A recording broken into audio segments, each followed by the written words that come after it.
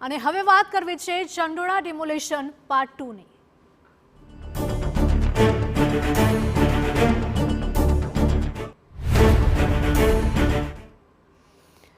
અમદાવાદના ચંડોળામાં ડિમોલિશનની કાર્યવાહીનો મામલો ડિમોલિશનના ફેઝ 2 ની ટૂંક સમયમાં શરૂઆત થશે। દબાણો દૂર કરવાના બીજા તબક્કા માટે માપણી કરવામાં આવી છે। એએમસી અને ડીએલઆર દ્વારા લગાવવામાં આવ્યા છે ખૂંટ। ફેઝ 2 ના પ્રથમ તબક્કામાં ખૂંટની અંદરના મકાનો તોડી પાડવામાં આવશે। બીજા તબક્કામાં તળાવની આસપાસના ગેરકાયદે એકમો તોડવામાં આવશે। 3 ભાગમાં વહેંચાયેલા તળાવ પરથી દબાણો હટાવીને એક કરવામાં આવશે।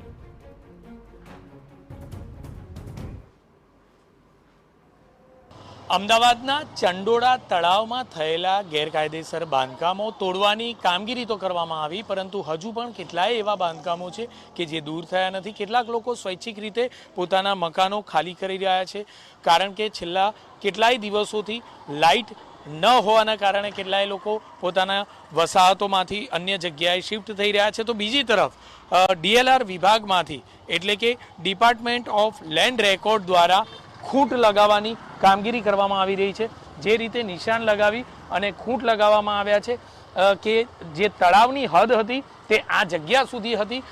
તળાવની જે જગ્યા હતી તેમાં આ તમામ બાંધકામ હતા તે કરવામાં આવ્યા છે, એટલે કે જે નોંધપાત્ર વસાહતો વસી ચૂકી, વર્ષોથી કોઈ પણ પ્રકારનું ધ્યાન આપવામાં ન આવ્યું।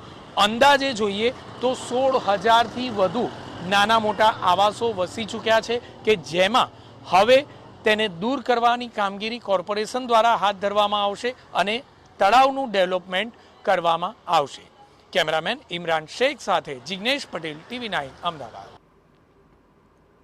ચંડોળા તળાવના દબાણો બાબતે ડ્રોનથી સર્વે કરાયો હતો। સર્વેમાં અત્યાર સુધીમાં 1.5 લાખ ચોરસ મીટર દબાણ દૂર કરવાનું જણાઈ રહ્યું છે। જોકે હજુ પણ આ વિસ્તારમાં અનેક દબાણો છે અને તેની સામે પણ કાર્યવાહી કરવામાં આવશે। જોકે મનપાએ આપેલી નોટિસોને પગલે અનેક લોકો સ્વેચ્છાએ જ જગ્યા છોડીને જતા રહ્યા છે। તો જ્યાંથી દબાણો દૂર કરાયા છે ત્યાં ફરી દબાણો ન થાય તે માટે ચુસ્ત બંદોબસ્ત ગોઠવાયો છે। ચંડોળાની સેટેલાઇટ તસવીરો જોતા સમજાય છે કે ચંડોળામાં હાલ જે હદે દબાણો છે તેની સામે હજુ સુધી માત્ર 20% જ કાર્યવાહી થઈ છે। હજુ પણ ચંડોળાના 2.5 લાખ ચોરસ મીટર વિસ્તારમાં દબાણો છે અને દબાણોને લીધે જ અત્યંત વિશાળ ચંડોળા તળાવ હાલ 3 ભાગમાં વહેંચાયેલું દેખાઈ રહ્યું છે। ચંડોળા તળાવ પર ગેરકાયદેસર બાંધકામો ઉપર કોર્પોરેશનનું બુલડોઝર ફરી વળશે, કારણ કે જે રીતે કામગીરી કેટલાક સમય માટે મુલતવી રાખવામાં આવી હતી તે જ કામગીરી ગણતરીના દિવસોમાં શરૂ કરાશે।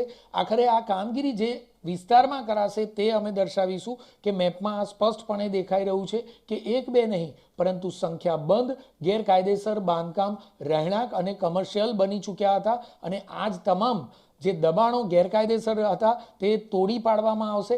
જે તળાવ છે, ચંડોળા તળાવ છે, તેને અહીંના લોકો દ્વારા બાંધકામ કરી, પુરાણ કરી અને 2 ભાગમાં વહેંચી દેવામાં આવ્યો હતો, એટલે કે 3 નાના ટુકડા થઈ ચૂક્યા હતા એક જ તળાવના, અને એટલા માટે જ હવે વચ્ચે થયેલા આ તમામ દબાણોને સૌપ્રથમ દૂર કરવામાં આવશે।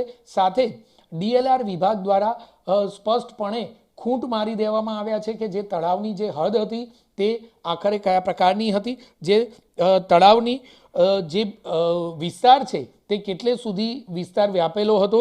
ડિપાર્ટમેન્ટ ઓફ લેન્ડ રેકોર્ડ દ્વારા આ તમામ જગ્યાઓ પર ખૂંટ મારી દેવામાં આવ્યા છે અને સ્પષ્ટ કરવામાં આવ્યું છે કે આખરે તળાવની હદની અંદરના દબાણો કેટલા થયા છે અને કયા પ્રકારે થયા છે। વર્ષ 2017માં જોઈએ તો 8,000 જેટલા નાના મોટા એકમો આવેલા હતા, જે વધીને આજ દિનમાં 16,000થી પણ વધુ એકમો વધી ચૂક્યા છે। હવે કોર્પોરેશન આ તમામ જગ્યાઓ પર બુલડોઝર ફેરવશે તે વાત નિશ્ચિત છે, પરંતુ તબક્કા મુજબ આ કામગીરી કરવામાં આવશે જેથી કરીને કોઈ પણ પ્રકારે કામગીરીમાં રોક લાગે નહીં। કેમેરામેન નિરેશ વાઘોરા સાથે જિગ્નેશ પટેલ, TV9 અમદાવાદ।